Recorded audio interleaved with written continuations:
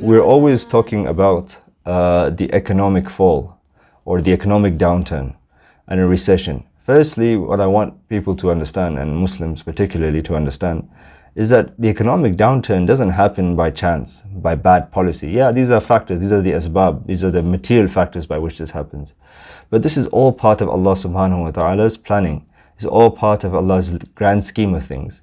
In Surah Yusuf and in the story of Yusuf alayhi salam, we find that the king was given the dream that there's going to be 7 years of prosperity and then 7 years of recession. And in that, Yusuf alayhi salam, when he was released from jail, he came out and he was appointed Minister of Treasury, and he then appointed policies to basically curtail that economic downturn, to make sure that it not drop below what we would call today the poverty line, for example. So this is what we have to understand, that these things are from Allah, and this is common in the human history. And why do they occur? It's because Allah subhanahu wa ta'ala created us for a test on this world. So He will not leave us in the state we are in continuously without any changes. So sometimes we are prosperous and sometimes we are in a state of recession. And a state of recession, this is the sunnah of Allah. He puts any qawm to which He sends a messenger, He gives them a state of recession. He gives them a duration where they're going through a recessionary period. And this is, Allah subhanahu wa ta'ala says, that they might understand their dependency upon the Creator, and that they may return. They may return to the path of Allah subhanahu wa ta'ala. We even find in the seerah Umar ibn al-Khattab, we all appreciate Umar ibn al-Khattab's time as the golden era of Islam. And it was. But even in that time, there was a time when there was recession. And there was a time where Umar Khattab did not eat meat for long stated hours and long stated months. Did not eat meat until it was easily available in the market. So we saw that how these times keep on coming, and we should not be assuming that these are outside the plan of Allah subhanahu wa ta'ala. Rather, this is a test, and this will continuously happen throughout our life. That is the first thing. But what is the solution to these things? What does Quran tell us as a solution to come out of economic downturn, or to experience prosperity and not a time of recession and faqr? Because even that I did mention that Umar Khattab went through this, but he used to make dua that, oh Allah, destroy poverty, because poverty leads to kufr, to disbelief. So it's not a good state that we want to be in. We don't want to be in a state of poverty. So what does Allah give us as solutions? There's two things Allah subhanahu wa ta'ala says.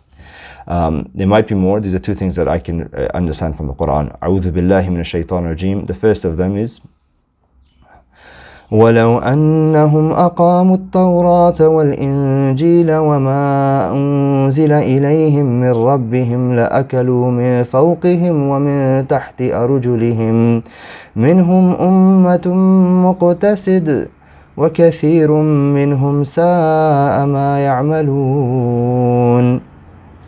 First thing Allah SWT tells us in Surah Al-Ma'idah, and He's telling us through an example of another nation before us. This is the Bani Israel, the children of Israel. And He's saying to them, had they implemented the Torah and the Injil and whatever Allah sends down from the heavens, whatever their Rabb gave them of instructions, of guidance, they implemented their commandments, their books, لَأَكَلُوا مِنْ فَوْقِهِمْ. They would have eaten from above them. They would have received rainfall. They would have received all this great prosperity from above them. مِنْ فَوْقِهِمْ وَمِنْ تَحْتِ أَرْجُلِهِمْ, and from beneath them. From beneath them you would have gotten oil, petrol would have come out, gas would have come out, gold mines would have come out. So Allah is saying, had you done this, had you implemented the commands of Allah, you're going to eat from above you and you're going to eat from below you. This is the promise of Allah, right? And this comes in another place in the Quran as well, more directly to the Muslims. But here Allah is giving us through in Surah Al-Ma'idah, when you are in a position of authority, you need to establish the laws of Allah and you need to implement them. And this is how you change your economy to a state of bad economy to good economy. That's number one. Number two is Allah subhanahu wa ta'ala says in Surah Al-Baqarah, يَمْحَقُ اللَّهُ الرِّبَا وَيَرْبِي الصَّدَقَاتِ وَاللَّهُ لَا يُحِبُّ كُلُّ كَفَّارٍ أَثِيمٍ. يَمْحَقَ اللَّهُ الرِّبَا. Allah destroys riba, usury. He destroys it. He destroys the system based on riba. He will completely annihilate that system. It will eventually, that bubble will pop and people will be annihilated economically. Then Allah subhanahu wa ta'ala tells us the opposite. وَيَرْبِ الصَّدَقَاتِ. but He will increase sadaqat. He will give manifold ripple effect to the sadaqat.